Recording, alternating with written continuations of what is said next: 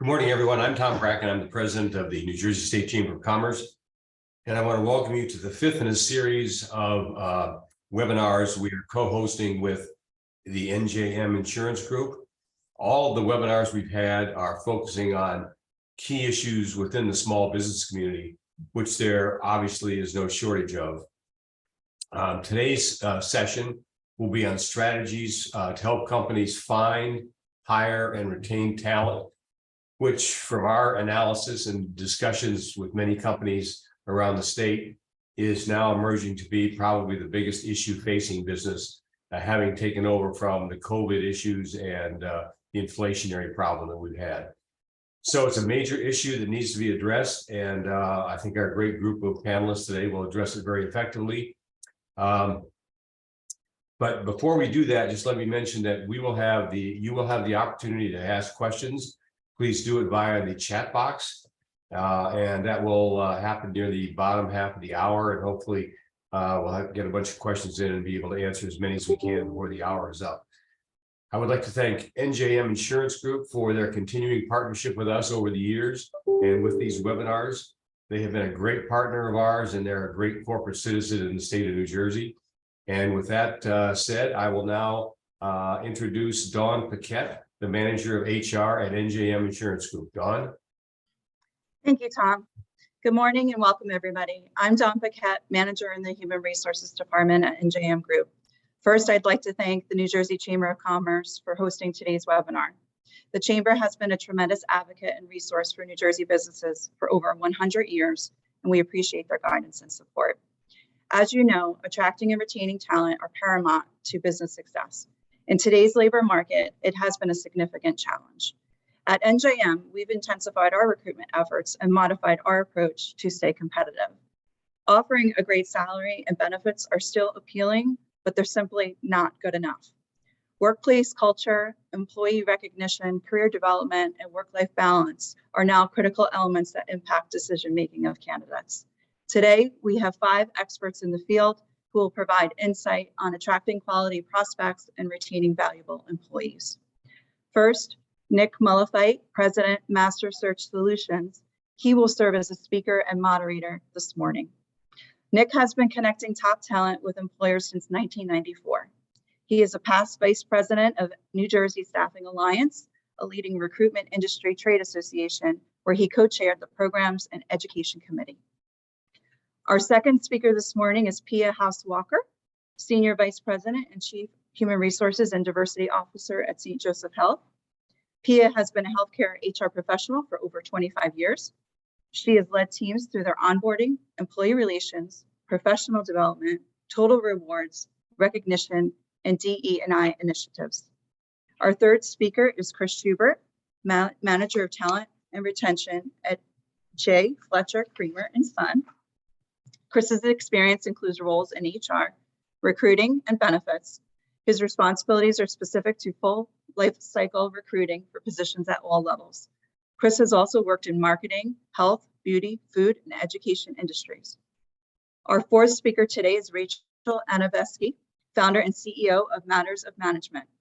Rachel has held executive roles in marketing, business development, and human capital for mid-size and large professional service firms.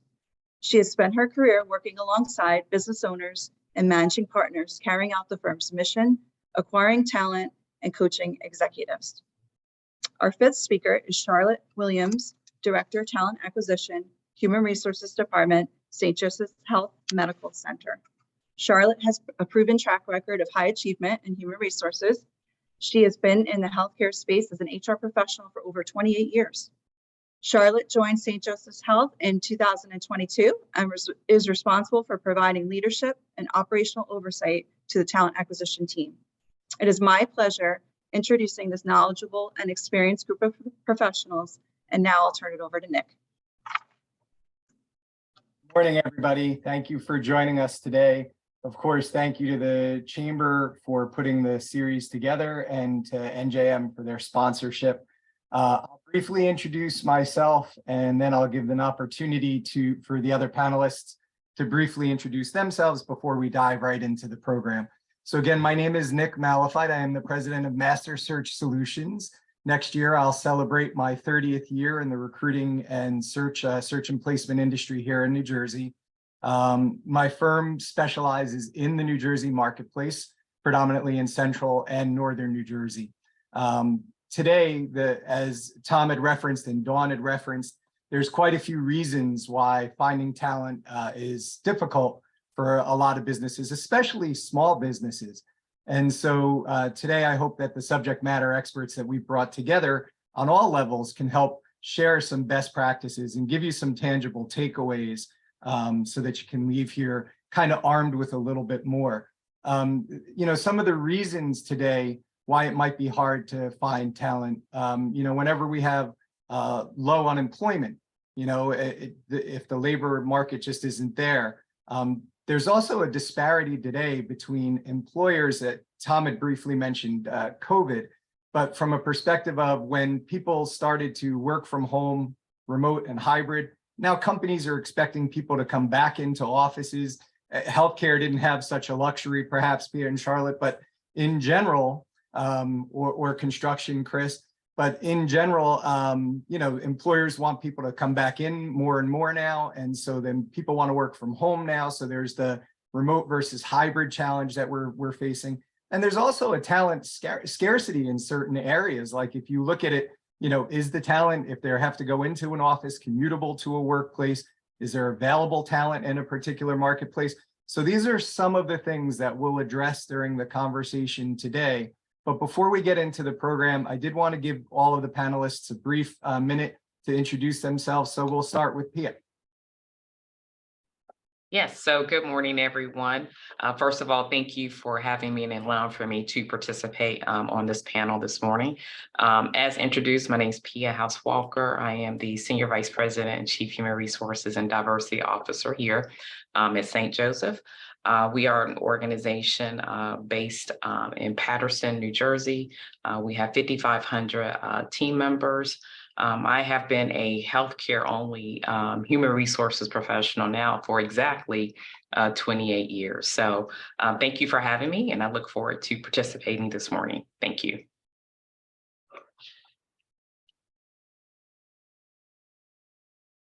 Chris, why don't you go ahead? Good morning, everybody. Thanks again for the invite, and happy to participate in this webinar. My name is Chris Schubert, the Manager of Talent Retention here at J. Fletcher Creamer & Son, general contractor, headquartered in northern New Jersey, covering projects in New York, New Jersey, Delaware, Maryland, DC, Virginia, and parts of Pennsylvania. I've been in the HR recruiting space for about 15 years or so, here with Creamer for 10, specifically in the recruiting and retention areas. Rachel? Good morning. Thank you.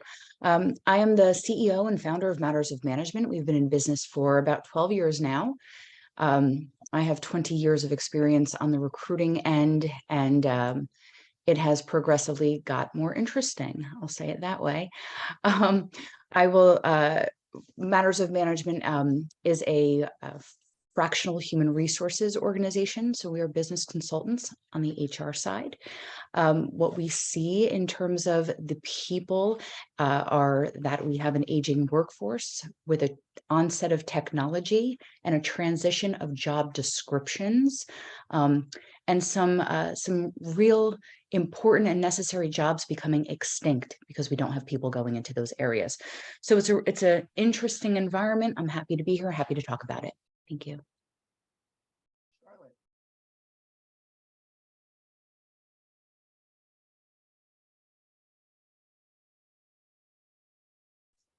Charlotte will want you. There you go. Perfect.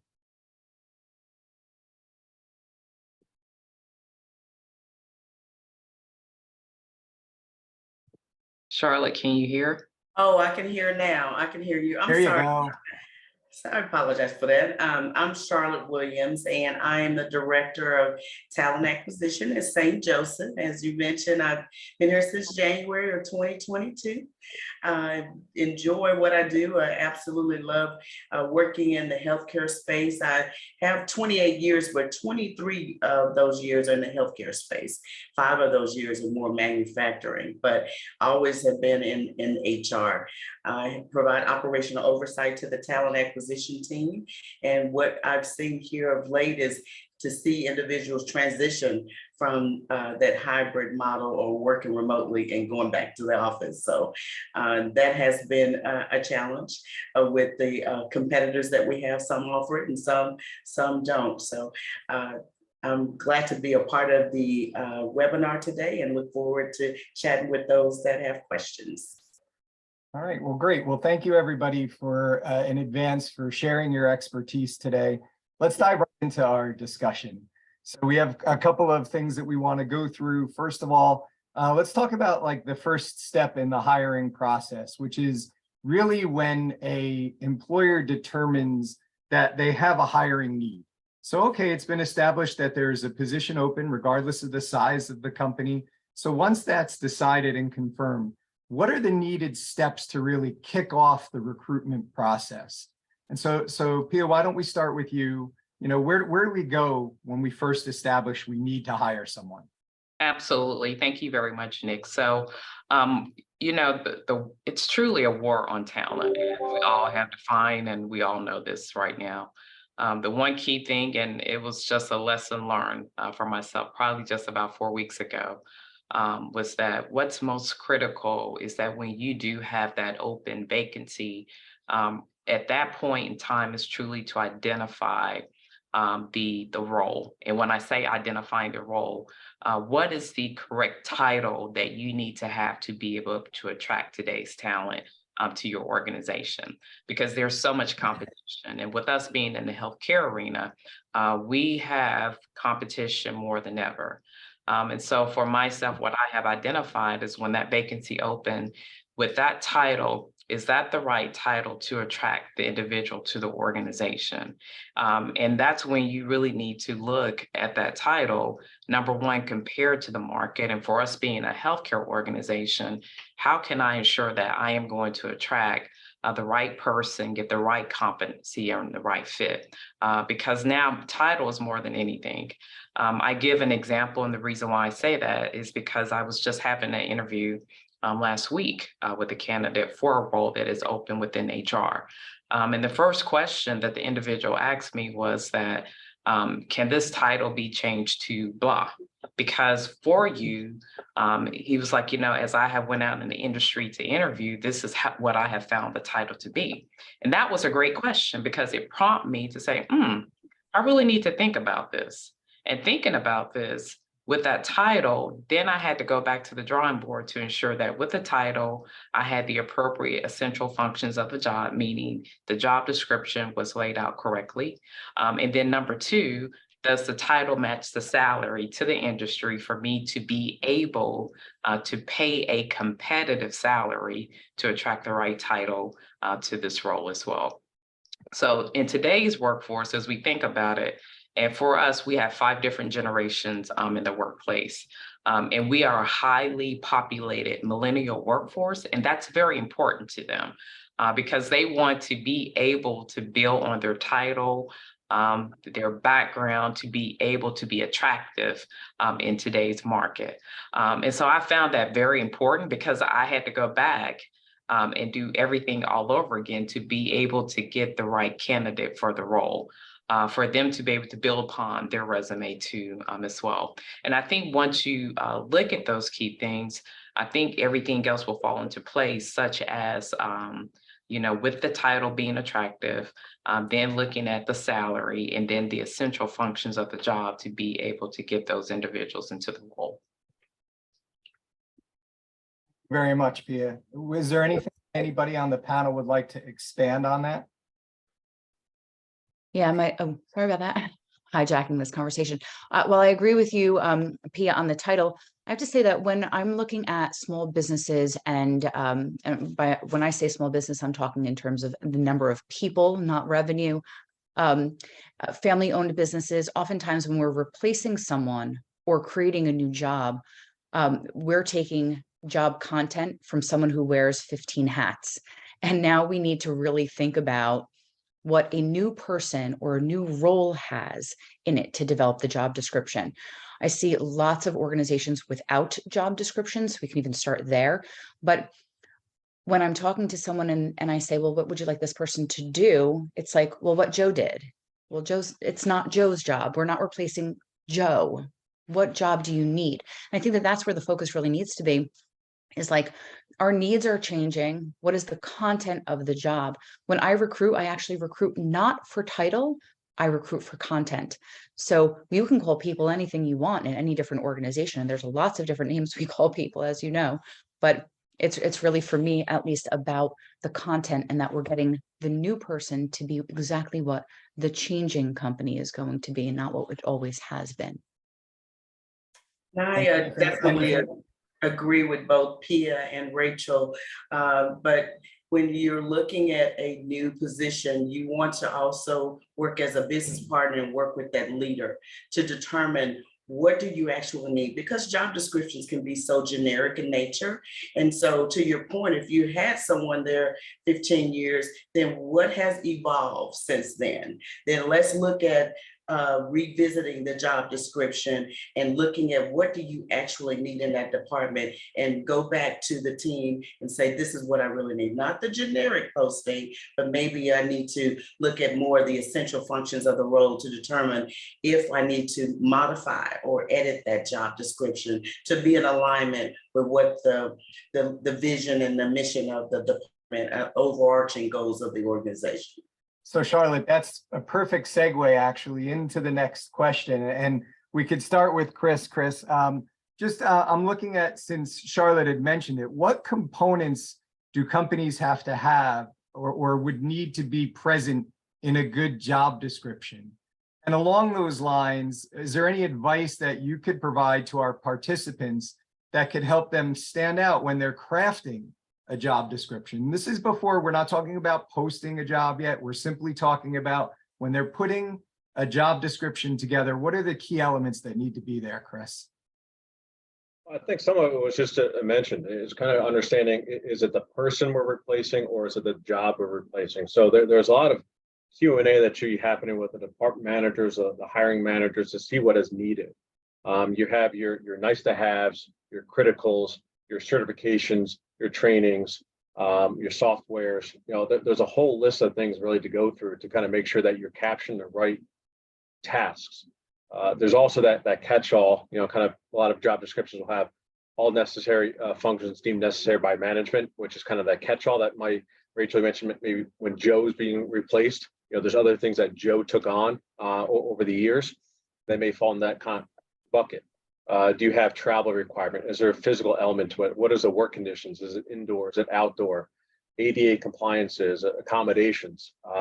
You could probably host another webinar, Nick, on how to write a job description. There's many. Absolutely.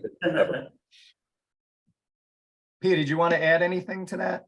Yes, and those are very excellent points that Chris brought about. Also, too, I think what's important too, and I think about St. Joseph as an organization, we are a very diverse organization, and we're very proud of that. It's very important for individuals to be able to see in that JD, just a disclaimer to say that we support DEI initiatives to ensure that they know that for themselves is that they're going to be accepted. And diversity, again, that's another subject within itself that can be taught.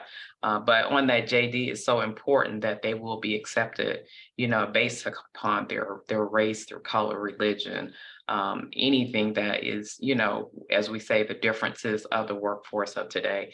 So when we think about that, and as we're selling ourselves and branding ourselves as an organization, in that job description, we also put out there, our work around diversity, equity, inclusion, our rewards and recognition. We make sure that that's part of that conversation when we're speaking with those candidates as well.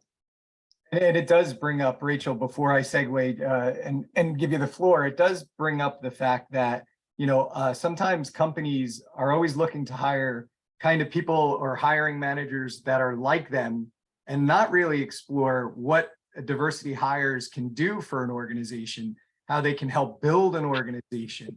I can personally attest, and I don't mind sharing that. Both Rachel and Chris and I have known each other for between 10 and 20 years.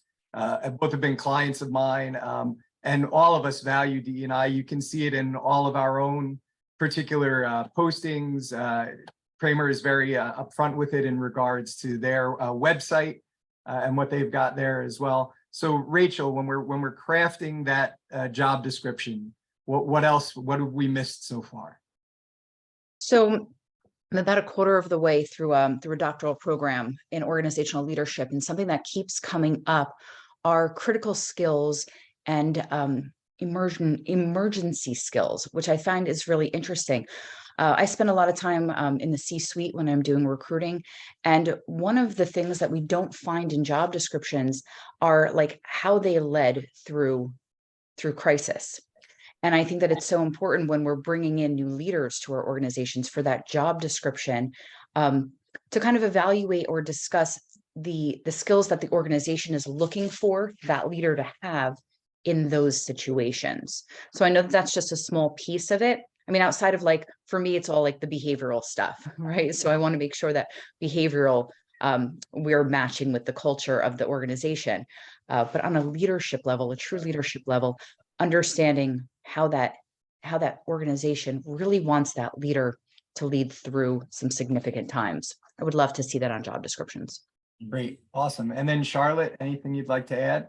Absolutely. I think great points from everyone, but definitely reevaluate the minimum qualifications for the job description and making sure that it is in alignment with what the needs are in comparison to the essential functions of the position. So I think the minimum requirements very important on the job description.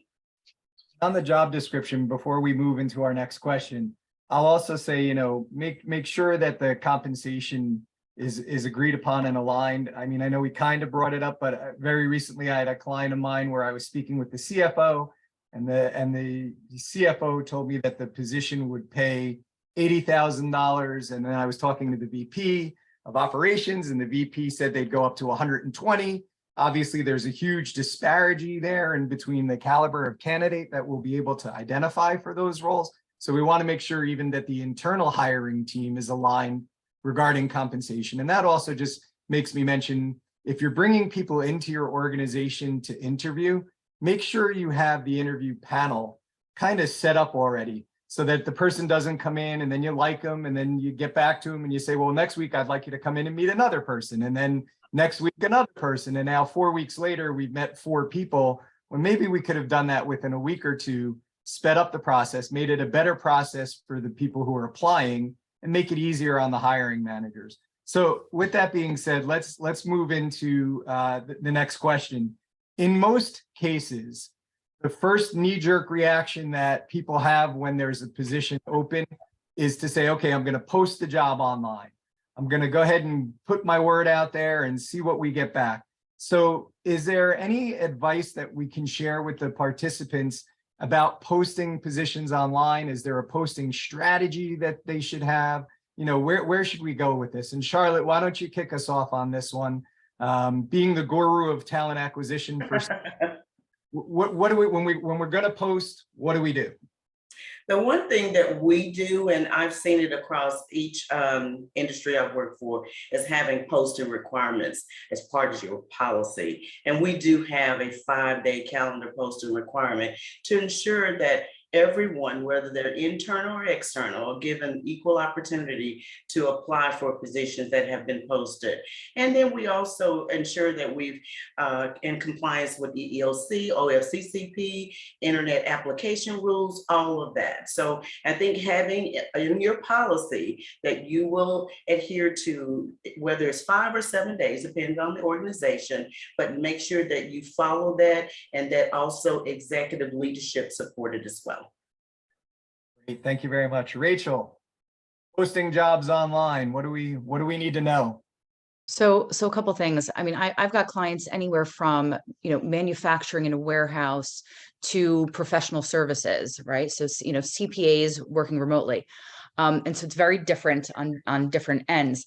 Also, you know, understanding the marketing or the sales pitch in getting people to come to our companies, right? So I think the first thing is you have to have a really good brand. Your company has to be known in the location, geographic. People in New Jersey specifically like to work close to home. Even though we're remote, we still like, we want our banker, our lawyer, everything to be like right around the block. So we want geographic marketing for our job descriptions. And I think one of the strategies I've seen, so on the wage worker side, you want to actually go back to kind of guerrilla tactics, if you will, and post an ad and go put it actually at the places that those people would frequent, the supermarkets. I mean, like, you have to think creatively on where those things should be posted. And then on a more professional job, you want to engage your existing staff to utilize their LinkedIn and their own social media presence to promote your job description. You want to get it into as big of a net as you possibly can. Just some strategy. Great. Before you Thank call very us, much. before they call you and me, Nick, we got to make sure Hey, they've done everything right. Chris, what do you think? Rachel, you kind of stole Actually, a Chris, word. can you also speak, Chris, can you mention the importance of, even for our small business partners, what about posting the position on the company website? I mean, I know we're thinking already like externally, okay, I've got to go on Indeed or Zip or, wherever I'm going to put it in relevant sites based on areas of specialization. But what about that too, Chris? Like, should small businesses be taking the time to post a position on their own website? Yeah, but Rachel started to say at the end there, like, cast a wide net. Look at all your different options. Look at the position. Where do you want to post it? Is it a college job board? Is it a veterans job board, diversity job boards, internal? I mean, look at your referral process internally. LinkedIn and those kind of connections are going to help you as well. I think also the recruiting process may be part of your succession planning. You may already have internal candidates. As a position becomes need, where do you look internally? Those people already are in your culture. They already know your work environment. They already have a leg up maybe on an outside source. We do a lot of career fairs, looking for young talent. We go to many colleges and universities up and down the East Coast here. So again, look at the position and then kind of see where's the best avenue to post that. The old school tactic, put it on the supermarket board, put it at the bus stops. Where are you going to find that person that they're going to find it? Can you do it on radio? People still listen to radio. There's so many different avenues. Just find the right. And let's talk about that next. My next question actually centers around that. But let me ask Pia, is there anything that you would want to add in regards to a posting strategy? Yes, and great recommendations. And also too, I think, with this process as well, is keeping it simple for the individual to be able to apply for the position as well, right? And so for us, we think about, we're posting these roles on LinkedIn, on SHRM or whatever is the website that we're trying to attract to. But once they apply and they see it, how do they have a simple way to apply? Because what happens so many times, we have these beautiful brandings, we have a beautiful way to approach everyone, but when it gets to the application, it's so long, it's so convoluted and difficult until we lose the candidate, and then they move somewhere else where it's a simple, easy way for them to be able to apply. So I think also too, when we think about today's times, and again, I continue to say the war on talent, we have to keep everything simple and easy for the candidate, for them to want to work with our organizations. I'm just going to kind of round things off. While people have said, okay, LinkedIn, let's post it on LinkedIn. Yes, there are paid postings on LinkedIn, but there are some other options, even free options that companies can look at. It doesn't cost any money to start a company LinkedIn page. I mean, obviously, if you want some extra features and enhancements, there'll be an investment there, but it's no investment to start a company page where you could post on your own profile.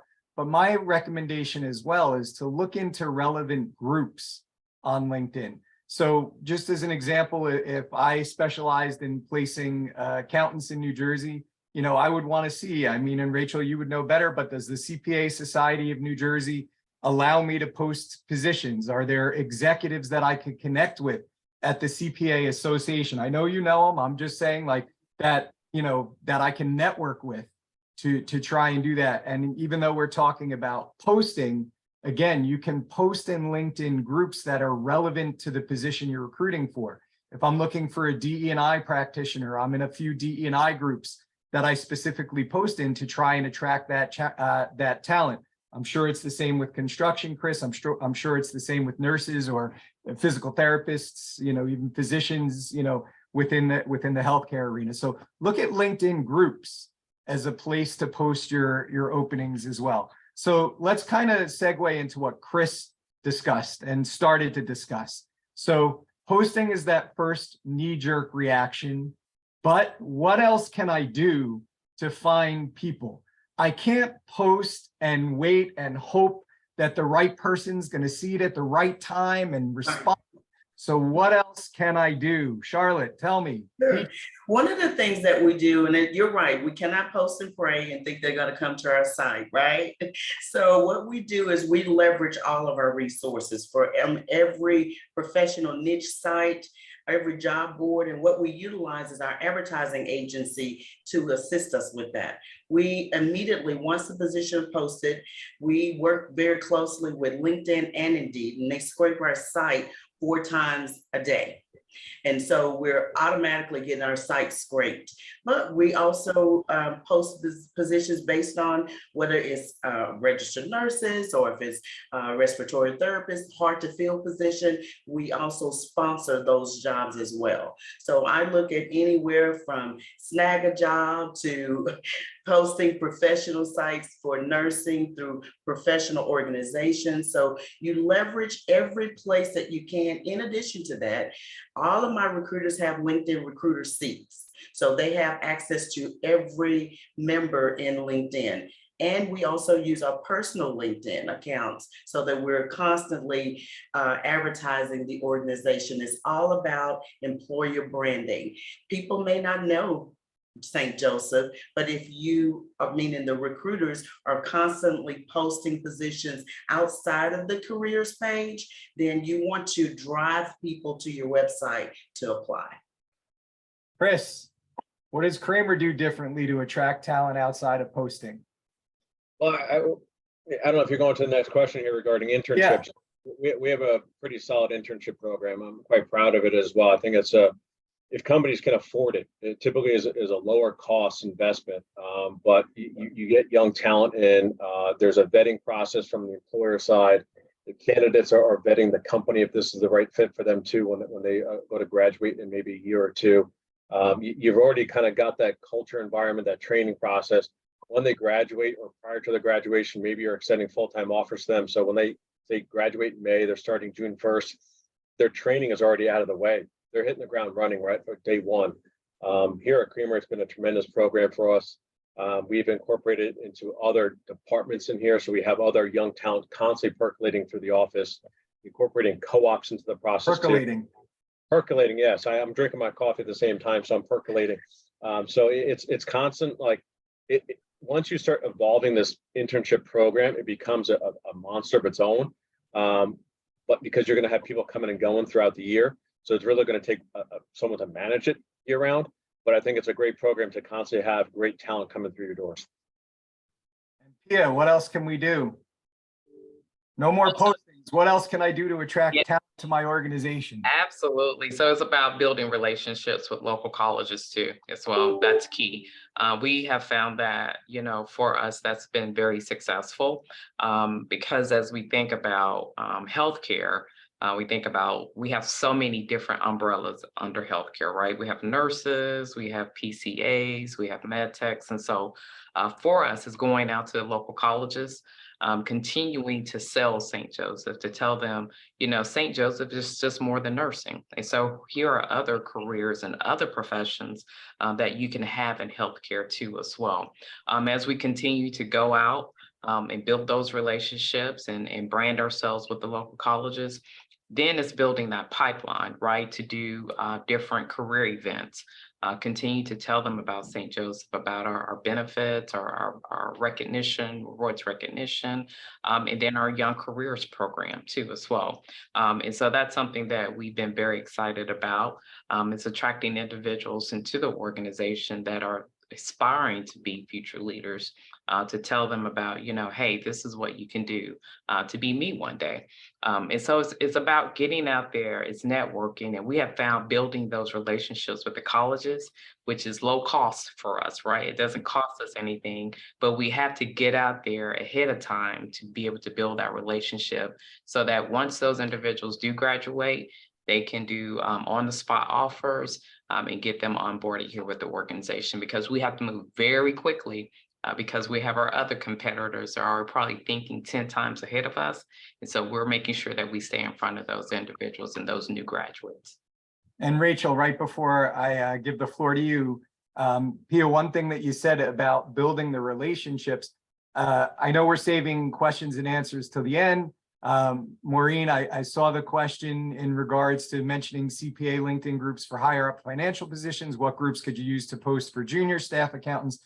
To which my response was, have you tried Handshake, more for like entry-level college grads? But to Pia's point, more importantly than posting on a Handshake is to form those relationships. I'm a Seton Hall alum. I do a lot with my Pirates. I serve as a Pirate mentor right now. I go to the university fairly often, job fairs, all those kind of fun things, which again, another way that we could attract talent. But the real thing is establishing the rapport at those people within those organizations so that when they meet somebody that they think is good for you, they think of you right away. Wow, this person would be great for St. Joe's. Let me get them over to Pia or to Charlotte. For Kramer, let me get them over to Chris, as opposed to, again, posting it on Handshake and hoping that the right person is going to see it and respond. So Rachel, bring us home on this topic outside of, or maybe I'll have to do, Well, of course, I'll but bring us. I'll piggyback off of this and say this much. I was a director of human resources for 10 years and developed intern programs at a lot of my clients, both internally and now, through the years as through Matters of Management. And in the last 20 days, I will tell you that I have seen the resumes of more than 50 young professionals looking for internships. And I did not use Handshake and I did not engage with colleges. I went to the mom networks that were local to me. Those moms will do anything to get their children a job. It is just 101 for me. So instead of going to the colleges where kind of, it's like a crapshoot, like Rutgers has people coming from all over the country. So maybe you're going to get 5, CPA candidates. But my mom, that mom's group that has 2,500 moms in it, all who have sisters and brothers and cousins and, whomever that says, oh, my child just graduated from NJIT and is in the construction industry and would love to go and work for you at Kramer, however that works, you're passing them around. So I'm filling jobs by just hanging out with my girls. Like, that's just how it works. So. And just to reaffirm, Rachel, the acronym for your business is MOM? Is MOM, Matters of Management. It wasn't supposed to be that, like totally was not my intention. And to be honest with you, the only thing we do with moms is that they're my recruiters. They're working from home. So listen, and I would be remiss if I didn't mention to employers as additional ways to find talent, to look into local recruiting firms, look into firms that maybe specialize in either your geography or in the types of positions that you're looking to place. So, again, I'd be remiss if I didn't say it could be an expensive option in some cases. In other cases, you might have recruiting firms that are open to working with you based on financial needs.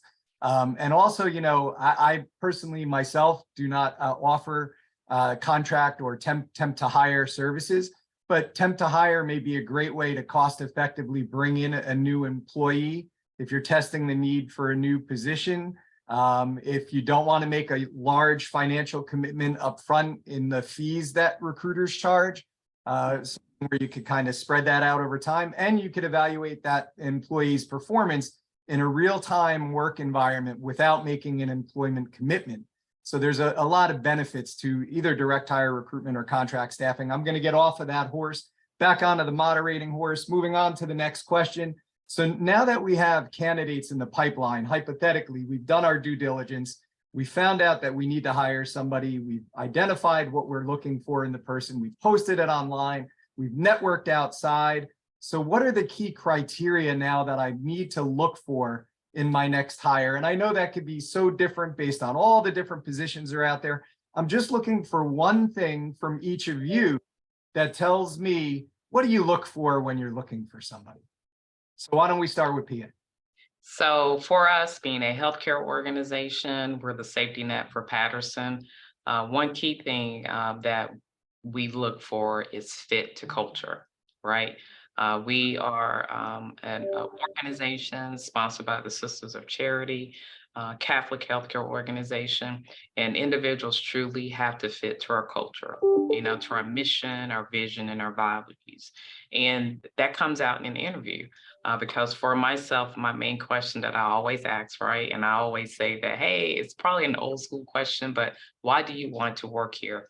And when I ask that open-ended question, it really helps me to understand, has the individual truly done their homework to know about St. Joseph?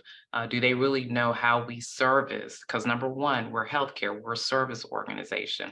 Do they know how we service the Patterson community?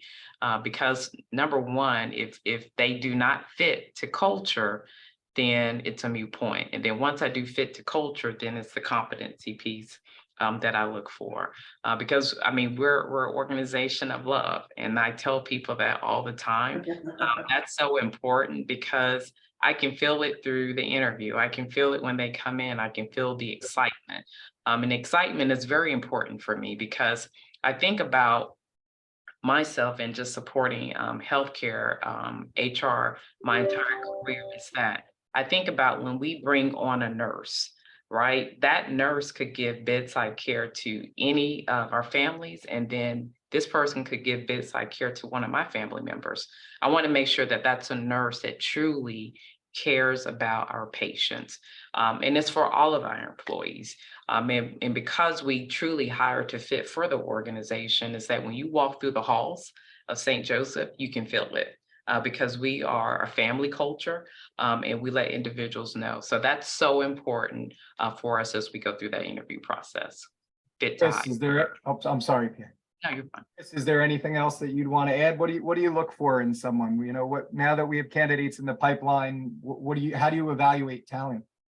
Yeah, it could be similar to what Pia was just mentioning. I mean, you could have someone that has the high level of knowledge of Excel. They could have a certification or training. They're checking boxes off on the job description that you're looking for. But I look for work ethic. I ask people to describe their work ethic because that's not a course you can take. That's not a training you can go to. That's not an online webinar you can attend. That's something internal that you bring to the job.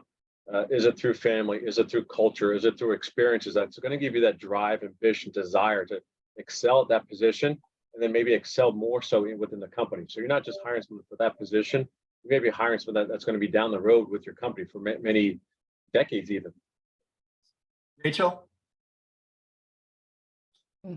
So as I'm listening to this, I mean, I've recruited for such a diverse type of candidate and type of client, right? So different businesses. It's interesting when I'm working with professional services, when I'm hiring for a CPA or an attorney, I'm not looking for, not that I'm not looking for like what they're currently doing, because recency is very important to the new job, right? We want relevant experience to match what they're going to be doing in the future. But I look at, it's like, CPA firms are really sales organizations, right? We're selling ourselves. So I'm looking for a skill set in those individuals that, like a bartender. I would, let me find as many CPAs that also bartended. That's the job. So I'm looking for like a whole picture when I'm looking at resumes. And if there was like a superpower of resume reading, I think I am like, I'll wear that S. I can look at a resume and really within like 5 seconds, decide and determine if that's the match, right? And I think that that's about getting real intimate with your clients. And I know that Nick, you and I function real similar in this space. I don't recruit for everybody. If I don't believe that that is an organization that is going to cultivate and give back to their employees, and what we do. We're people strategists, people first. So if that's not there, if that connection's not there, I can't even recruit.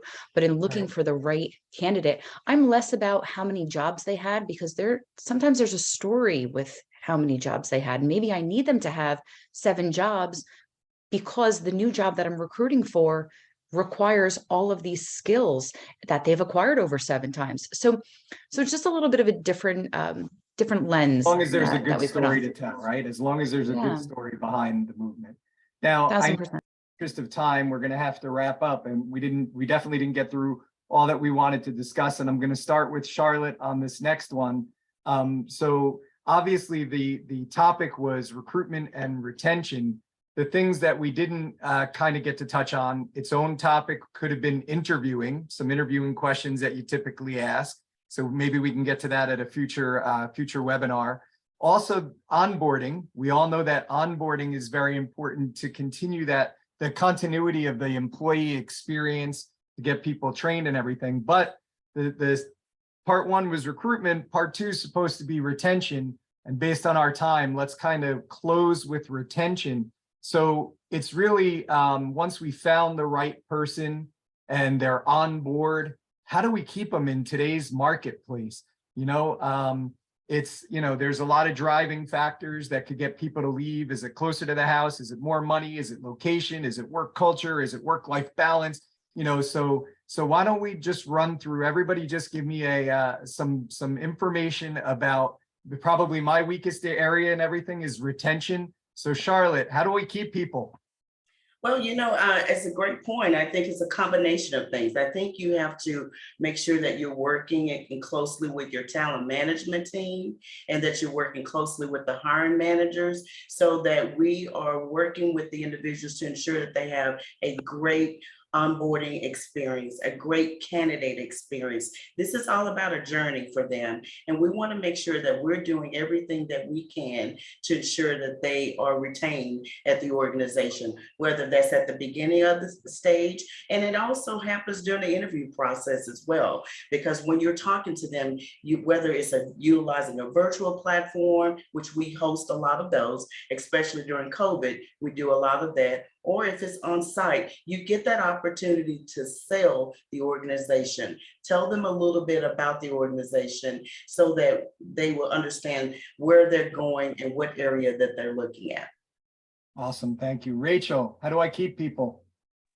My God, this is going to sound so terrible, but like every relationship that has sustainability, you start out with a lot of PDA. So, you got to love them hard right in the beginning, lavish on them, spend time with them, hang out with them, take them out to dinner, do whatever you got to do, keep them engaged. And then, 20 years later, you could say hi every so often. But in the beginning, you gotta build the relationship, build the rapport.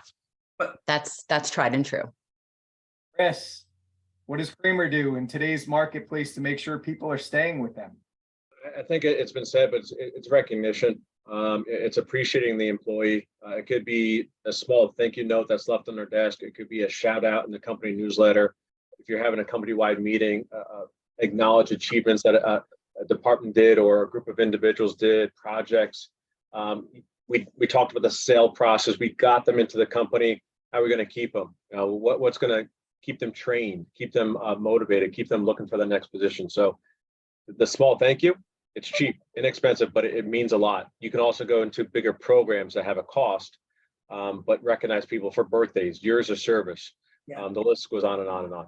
And that recognition can also take place on the company website, celebrating people's achievements or accomplishments, and on the social media sites that the company may be involved with. Obviously, I feel like LinkedIn is like that biggest business related social kind of website. So again, calling people out on the social sites is the same thing. It's still recognition. It's just in another public place for the person to feel valued as a valued team member. Pia, bring us home on this topic. Anything that we didn't speak about that can help people kind of really want to stay somewhere? Absolutely. Just what everyone's stating, right? In that first 90 days for us, we have that 90-day introductory period. During that time when they're onboarded, you need to have that meeting. And meeting with them, for myself, weekly or every other week, asking the question, do you have all the tools necessary to do your job? Recognizing them in front of the team, do a warm welcome to the organization, welcome them aboard to the organization. And then most importantly, once they get through that 90-day, then just making sure that you're staying in front of them and making sure that the job is what they expected it to be. And then now, because again, we're a millennial focused organization, and I know all generations matter, but asking them, what are their career inspirations? How are you developing them to be able to move to the next role? Focusing on internal mobility, telling them about such things, so that they can help grow within the organization. And most importantly, building a relationship with them, right? You don't have to know personally everything that they do, but get to know them, get to know them and their families, have family events, do things where they can bring their families to work, because that's so important to individuals.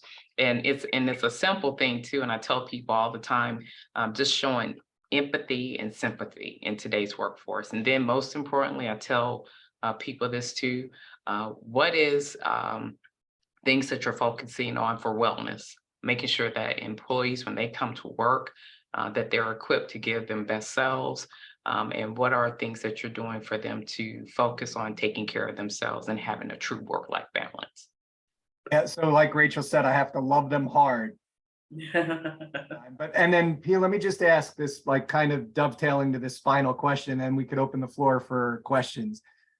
Is there anything on the retention side that can be done from a DE&I perspective? Like, are there ERGs, like, does that help people kind of buy in and build that? Absolutely, because once you're onboarding them and you're going through your rewards recognition, you need to put DEI as part of rewards recognition to tell them what is the journey that the organization is focusing on too as well. And it's just as important that for our frontline team members that they understand the organization's strategy relating to DEI, because they ask questions relating to that. And what is the education that you're doing within your organization relating to DEI? Not just saying that this is a strategy. What are the tactical items that you're putting in place relating to DEI? What's the education? How can they get involved? For us, we have affinity groups, right? For our employees to be able to join once they're onboarded, so that they can feel like that their voice is heard through the DEI initiatives. Thank you very much. Rick, I don't know if you want to handle or Kevin, if you want to handle any specific questions. Does everybody hear me? Yes, sir. Yeah, so we have a great question in the chat room. It's when you have a small company, and this is from Stacy Thomas, when you have a small company with few roles between entry level and the top, how do you keep people for a long period of time? So I was gonna say, Rachel, take this yeah. one. Well, no, I was privately messaging her because, so I mean, I've been an HR director in a small environment before, and I've worked with business leaders on this topic throughout the years. And I think you have a rare moment where, like, Pia, you're in a large company, so it's hard for you to be one-on-one with everybody. But in a small environment, you have that rare opportunity to call people in one-on-one and just ask them the question, like, what can we do to retain you? What do you need to be engaged? Questions like that. Rachel, Conversations. Rachel, how about internal and external training for that? Well, absolutely. So it is different for everybody. I mean, I've seen them run the gamut. A young professional might say access to leadership. They might say, I need more time off. I need that hybrid model. It's different for everybody. And that is the most beautiful relationship you have when you're a small employer like that, and you could be that detailed. When you get to 5,500, when you're at night, like, I want to say, by 800 employees, you're not doing one-on-ones anymore, but underneath that time, you could engage your hiring managers, your management group, to really kind of to spend time with their people and get those questions. And then you could develop programs around that. It's important to be personalized, to give personalized service at that small level. Yes, with all the internship programs and the co-ops, that Kramer is involved with in hiring of entry-level talent. Is there a large gap between your experience, let's say engineers, and then your younger group? And then how are you keeping that younger group, I guess, motivated? It might also help answer Stacy's question a little bit. Yeah, I think it's kind of mentioned, but we do have check-ins with our employees, not a performance review. We have check-ins. We talk about an individual development plan here as well. So where are you now? Where do you want to be? How can you get there? How can we support you get there? It's that one-on-one conversation. Rachel, I was thinking when you're talking, like there could be a passion project, may not fall within their day-to-day responsibilities, but what is another group or just a project they can work on one-on-one that kind of keeps them engaged in that? It may not directly relate to their job, but it's another way to keep them engaged in something that's different. Give them a little carve out time to work on something else, something like that. Nick? Yes, sir. Yeah, so we're just about out of time. We've got to respect everybody's time here, so we got to turn it over to Tom. You were answering some of the questions as the discussion was going on, so let's throw it back to Tom Bracken. Absolutely. Thank you very much. Well, Nick, Pia, Rachel, Chris, and Charlotte, you knocked the cover off the ball. You didn't disappoint us by any stretch of the imagination. It was wonderful. Tough topic. I think you gave everybody some very practical ideas on what to do. And any idea in this space right now is important because it's such an important and complex issue. So thank you all for that. And let me just add that March 14th and 15th in Atlantic City, we are having a summit meeting where we'll have between 800 and 1,000 people. This will be one of the topics that will get a lot of attention. And there'll be great opportunities for everybody to network and take part in the Business Expo. We have 45 speakers, all in panel form, so no boring dissertations, and 12 different interactive sessions where the audience will be able to ask questions to the panelists. It's going to be a session to really highlight some of the issues that the business community faces today, of which the most prominent, as I said earlier, is this issue about the workforce shortage, keeping, hiring, and retaining people. So hopefully you can all get there. You can Stop find by the Master Search booth. Stop by the Master Search booth. I'll be there.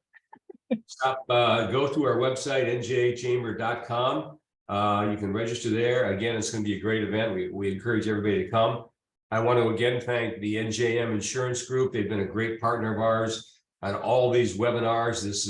Today was a phenomenal one.